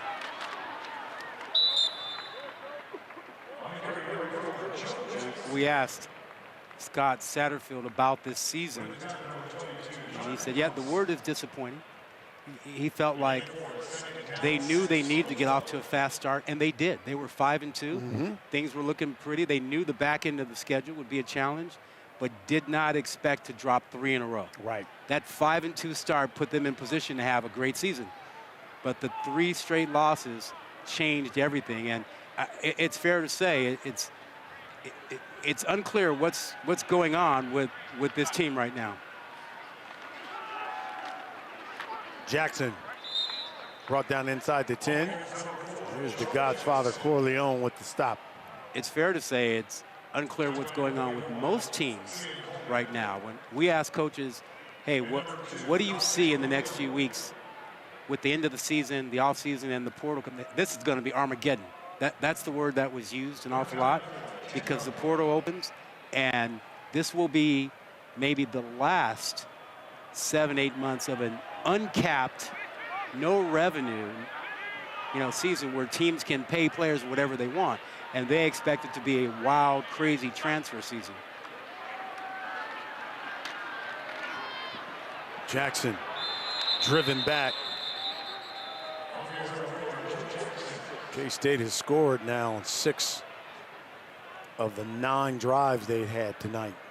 So both these teams are already starting to look at, hey, we got to figure out which players we know will come back next year, figure out which holes we have, and who we need to go after in the transfer portal. I think Coach Kleiman is going to go after this first down. Yeah. On this fourth down, yeah.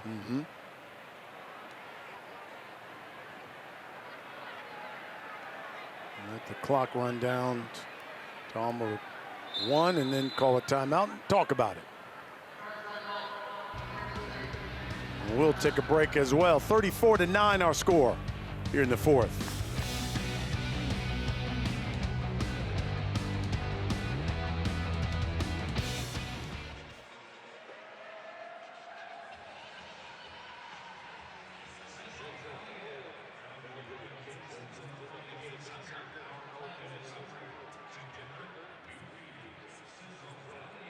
ESPN College Football Primetime is presented by Geico. Get more with Geico.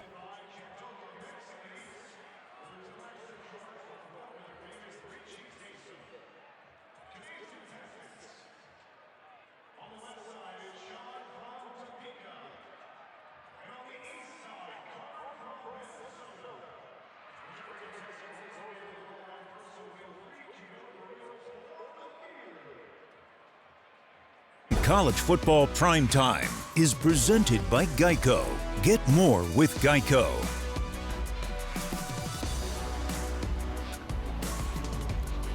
Senior Day here in Manhattan, Kansas for the seniors, Kansas State.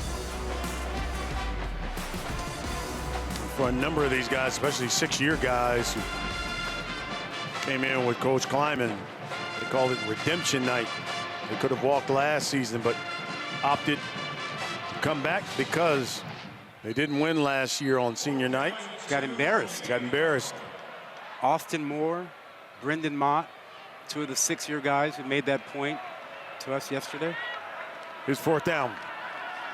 Roll out. That's complete to Will Swanson, the tight end, and that's a touchdown, Kansas State. Isn't that like the 11th touchdown catch for a Kansas State tight end? It's a senior who gets a touchdown catch on senior night, and you're right. These tight ends for Kansas State all have multiple touchdown catches. And we talk about this. The problem is down here in the red zone, you lose sight of the tight ends, which is why you don't want to do anything complicated. You want everybody to know who they're supposed to have. And there you see the sprint by number 46, Peak, like he forgot that was his man. 4 different Wildcats have now scored a touchdown tonight for Kansas State.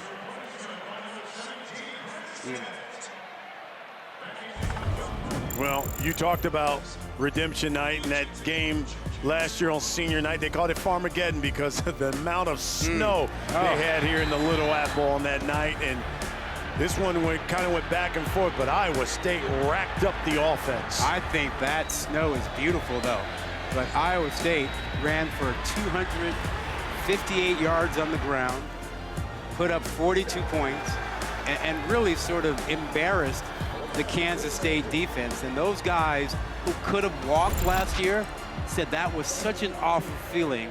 They wanted to come back for an extra year and change that result. And change is what they've done on this senior night. They did in a big way. From a point perspective, yards as well.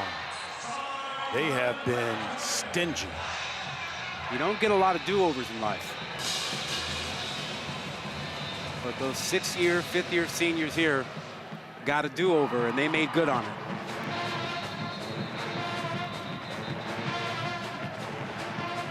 Well, let's get a studio update. We talked about Iowa State. Here's Kevin Connors.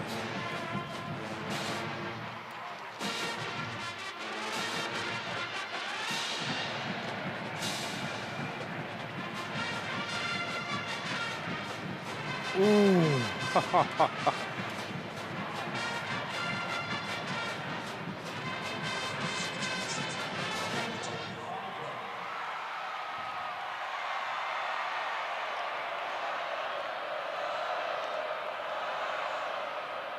Wow. Man, this season, the race in the Big 12, the race in the SEC, I think the Big 12 is the wildest of all the races. Let's take a look. I mean, look at this now. Again, four-way tie at the top of the conference with that Iowa State victory. And remember, Arizona State was predicted to finish last. Dillingham, what he has done with that squad, unbeaten at home. We've seen them a couple of times this year. Oh, look at that one-hand snag by Xavier Henderson. A few days ago, Colorado looked like they were in control of getting to the Big 12 championship game. Now it's all up in the air. I guess a lot of us will be spending the week looking at tie-breaking scenarios. Just what we want, right? Absolutely.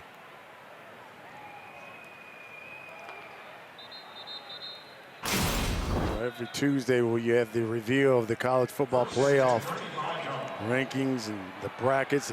Is though as it stands right now. Look at the number of teams that took an L today in this bracket. Indiana's an interesting one. Yeah. What the committee will think about that loss they took to Ohio State. First time playing a ranked team, didn't hold up well. And how about now you're looking at some SEC teams, Alabama and Ole Miss, with 3 losses now.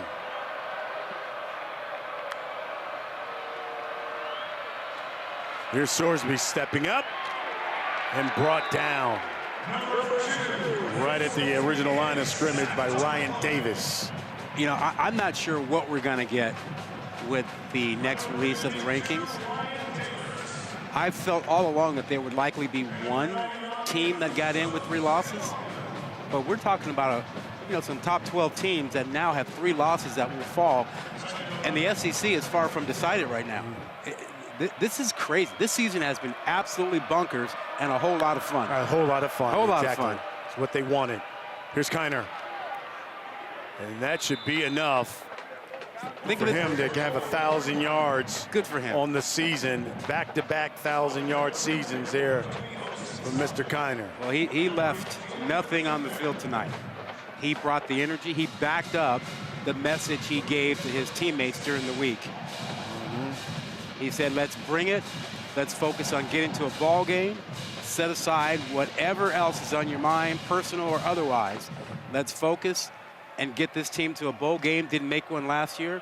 Let's just go work, play after play. And that's what he's done tonight. Cincinnati Bearcat hadn't done that. Talking about 1,000 yards in back-to-back seasons since 2018, 2019. That's how long it's been. It's just a flag on the play. More on Mr. Kiner and what he's done. Here's Lauren. Yeah, Rod, I love this week when you talked to Kiner, you asked him about him feeling slighted. And he said, I'm a humble beast, would never say it out loud that I'm slighted. I'm just a silent worker going to punish anyone that tries to tackle me. And you saw earlier today, he said, if I run around them, they felt like they had a chance. I run through them, they know they don't have a chance. And that is Kiner through and through. He's run through some guys tonight. I think Kansas State's defense has certainly felt him.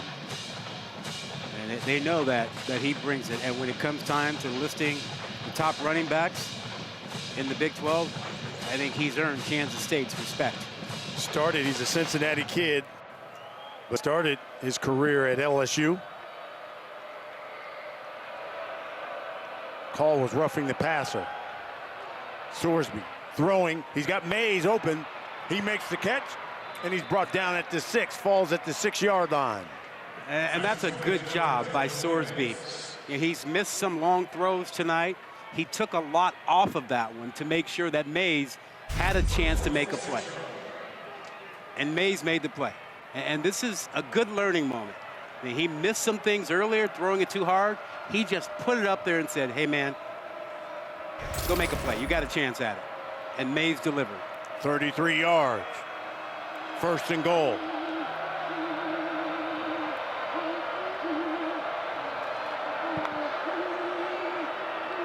To the end zone for Johnson. Incomplete.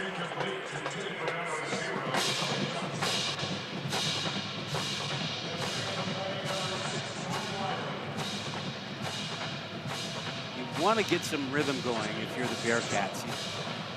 You still will have a shot next week to get win number 6 and get bowl eligible, but they've got to get some rhythm to this offense. The passing game has to take a step up. It's been off for 4 or 5 weeks now. So the last few minutes of this game are still important for this offense. Sorsby again to the end zone. Got him in. Touchdown, Tony Johnson. Touchdown, Cincinnati. Doesn't work once. Try again. And again, that one helps all of that, all of the rhythm, all of the timing. Sorsby throws this one perfectly to the back pylon, gives it some air, allows his receiver to go get it. Well done. They'll go for 2. Tony Johnson now with his second touchdown catch of the night.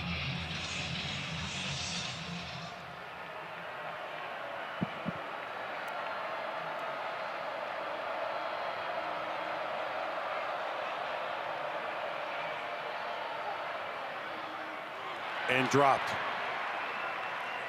Xavier Henderson can't believe it.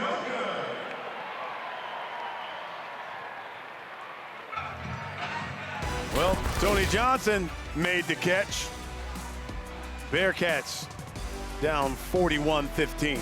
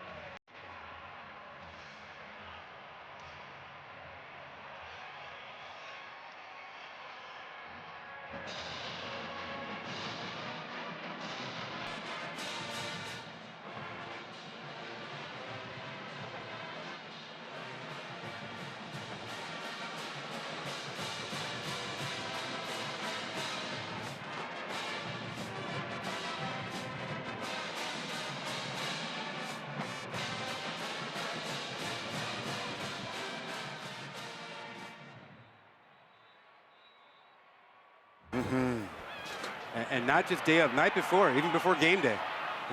Midnight yell.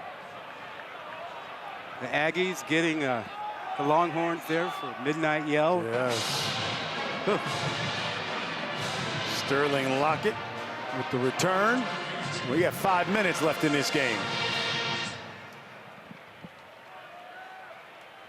This has got to be satisfying for Kansas State, but it also makes them realize just how much they've been off the last few weeks because of the injuries at quarterback with Avery Johnson. And had they had a little bit more help from him, the last couple weeks might have been a little different as their new quarterback steps onto the field. Yeah, Tyquan Roberson. He started at UConn last season. Came in for Johnson, matter of fact, when he got hurt against Colorado earlier this year.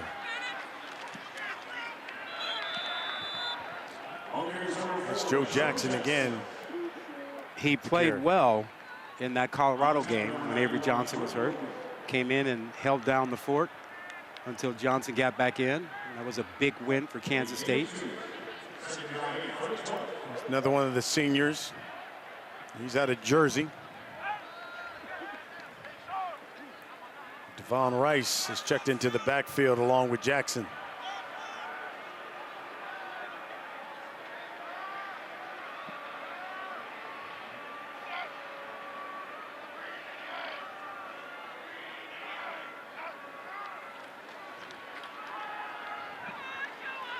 This is Rice.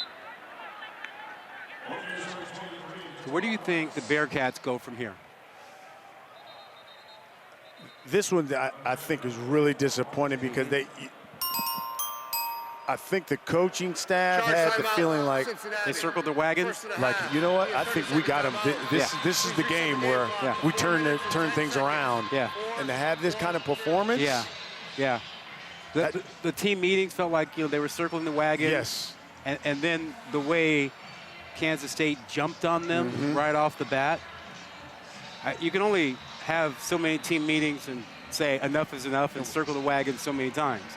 You know, I don't think you can play that card again going into next week. Yeah.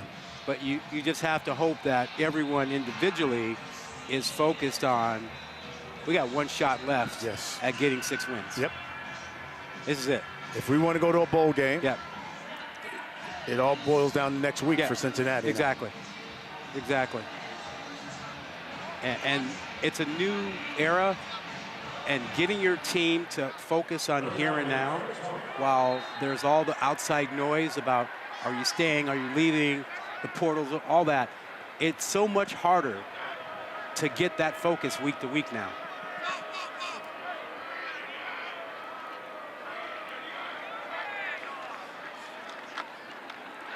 Roberson's going to keep it. And he gets upended maybe about a yard shy. And Marquavius Sabor with the stop. I think you're with me. I'm going to go ahead and say this season, first season of the college football playoff, unqualified success. Yeah. We are in late November, and we still have, what, 25? 30 teams that still have a shot to get in? That's amazing. Every game means something. Absolutely. Every game. We're going into Thanksgiving with people going, I'm kind of nervous about the meal this week because I got a game to worry about.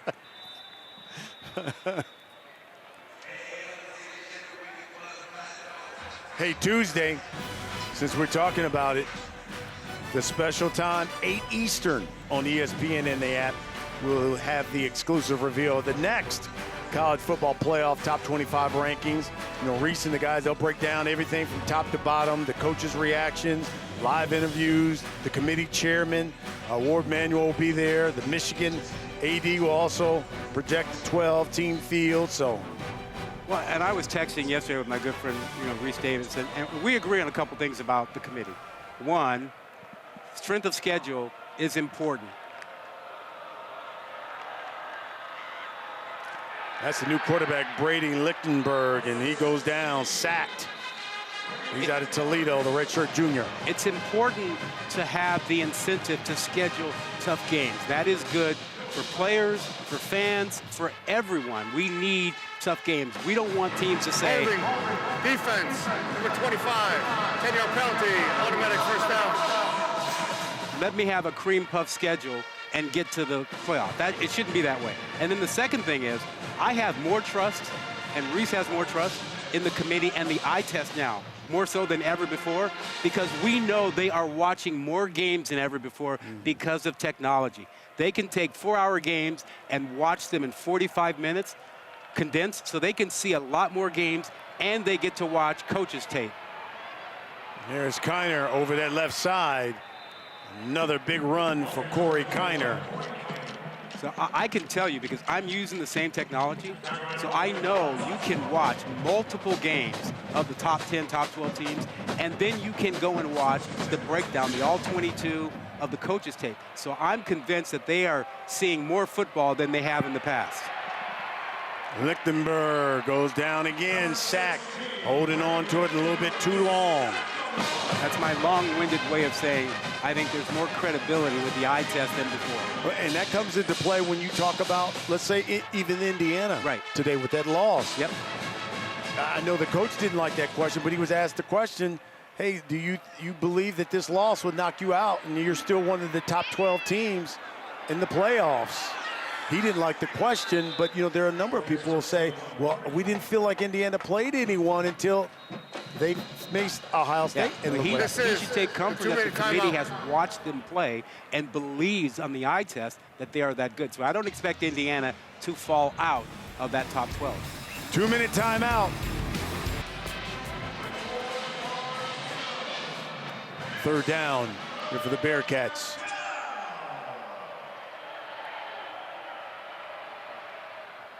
And that's incomplete. Intended for Henderson. Brady Lichtenberg taking over at quarterback. He's the redshirt junior.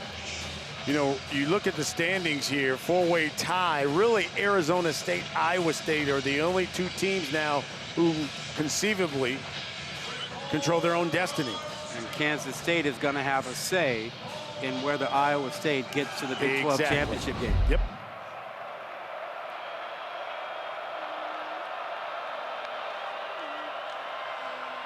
Lichtenberg sacked.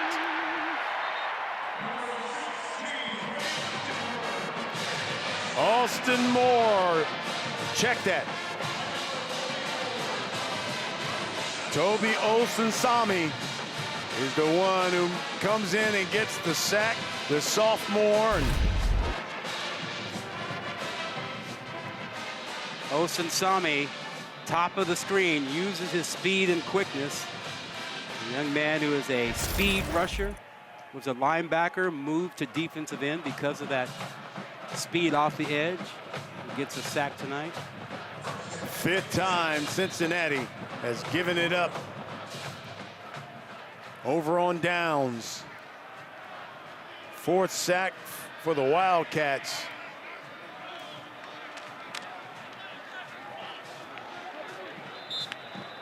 You know, we talked about redemption tonight for those seniors at Kansas State who felt like they didn't play well against Iowa State last year.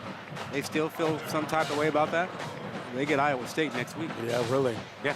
Talk about redemption. Talk about a double dose of redemption. They may not have any trouble getting motivated for that Iowa State game next week.